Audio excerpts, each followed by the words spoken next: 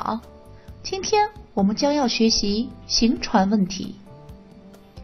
行传问题也属于形成问题中的一类，因此解答行传问题和形成问题一样，也要正确地运用路程、速度与时间之间的数量关系。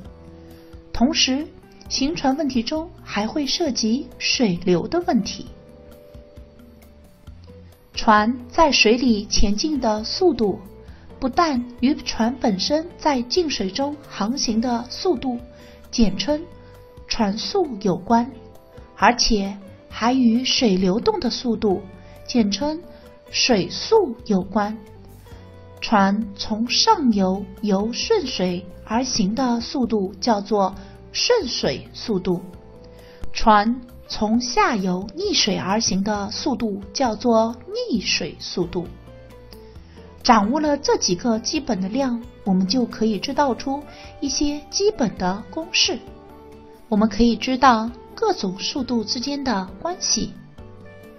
顺水速度等于船速加水速，而逆水速度则等于船速减水速。再通过这两个数量关系，我们可以知道船速等于顺水速度加逆水速度的和除以2，水速则等于顺水速度减逆水速度的差除以2。那么路程也就等于顺水速度乘顺流时间，或者逆水速度乘逆流时间。有了这些基本公式，我们就能解答行传问题了。下面我们就来试试这道题目。要想求出船速和水速，可按行程问题中的一般数量关系，用路程分别除以顺水、逆水所行的时间，求出顺水速度和逆水速度。再根据船速等于顺水速度加逆水速度的和除以2，和水速等于顺水速度减逆水速度的差除以2，分别求出这艘船在静水中的速度为21千米每时和水流速度为3千米每时。如果能求出逆水航行的速度，就能求出逆水航行所用的时间。那么怎么来求逆水航行的速度呢？我们可以先试着求出顺水航行的速度，再用50减10再减10等于30千米，得到逆水航行的速度是30千米每时。你知道这里为什么减去2个10吗？对了，先减去1个10，可以得到静水船速，再减去1个10，则得到逆水船速。知道了逆水航行的速度，就能求出逆水航行的时间了。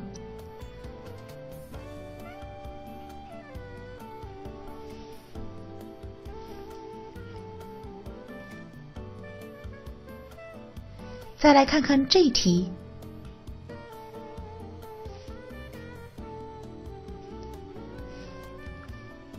我们可以将本题看作是一个追及问题。已知路程差是3千米，而船在顺水中的速度则是船速加水速，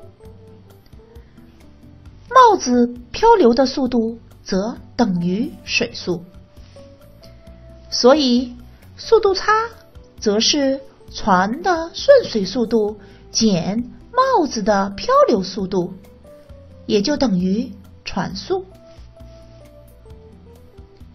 那么我们就可以用公式路程差除以船速等于追及时间15分钟。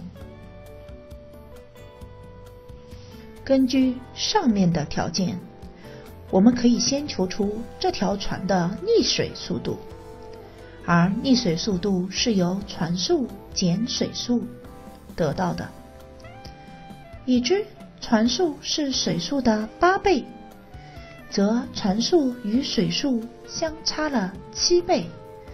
由此我们可以得知水速是2000米每时，那么顺水速度也就是16000米每时。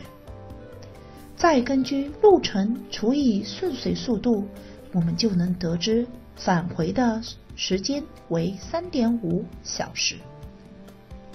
本题我们要注意，在大水槽中航行的速度其实就是船舶的进水速度。那么我们可以先分别求出顺水速度和溺水速度，再根据顺水速度加溺水速度的和除以2等于船速，求出船速为8米每分。那么3分钟航行的路程，我们只要用8乘3就可以得到24米了。要知道下暴雨后的溺水船速，我们要先想办法知道船速。求船速，我们可以根据顺水速度加溺水速度的和除以2，得到船速为33千米每时。再根据下暴雨后这条船顺流而下每小时行42千米，我们可以想办法知道水速为9000米每时。那么溺水速度则用船速减水速，也就得知它为24千米每时。本题我们可以看作是一般的行程问题。要知道两条船相向而行，几小时相遇，我们可以将相距360千米看作是路程和，所以就用路程和除以速度和，就得知6小时后两条船相遇。再要知道同向而行，乙轮船何时会追上甲轮船，我们又可以将相距360千米看作是追击路程。那么只要用追击路程除以速度差，就能知道30小时后乙轮船就能追上甲轮船了。轮船从上游甲港到下游乙港是顺水航行，所以塑料瓶在水中漂流的速度也就是水速。那么我们只要想办法求出水速，问题就能解决了。我们可以先求出顺水速度及溺水速度，再利用公式求出水速是2000米每时。那么塑料瓶漂流的路程也就等于12千米，所以塑料瓶距离渔港的距离也就用72减去12等于60千米。本题我们也可以用行船问题的解题方法解答。题目中顺风飞行其实就相当于顺水航行，而返回则是逆水航行，所以我们也可以利用公式来求出顺风速度，也就是12米每分，而逆风速度则是10米每分。然后求进风速度，我们就用12加10的和除以2，也就等于11米每分。所以喜鹊在进风中的速度为每分钟11米。第一题中需要航行的时间其实就是指顺水航行的时间，所以我们只要将路程除以顺水航行的速度，就可以得知航行的时间了。第二题中告知了我们货轮在进水中的速度是水流速度的5倍，所以我们可以先想办法求出顺水航行的速度。那么再根据核备问题的解题方法，就能分别求出水流速度与货轮在进水中的速度了。要知道行这段路程逆水比顺水多用了多少时间，我们只要先想办法求出逆水航行的时间，再与顺水航行的时间进行比较，我们就可以得知了。第二题与同伴互助学的第三题的题目类型相似，我们都可以利用形成问题的解题方法来解决。在第一题中，要求这艘船的船速及水速是多少，我们只要先想办法求出这艘船的顺水速度及逆水速度，再利用公式就能轻松的解答了。第二题中要求出这艘货轮逆水航行了多少路程，我们只要先想办法求出逆水航行的速度，也就可以得知航行的路程了。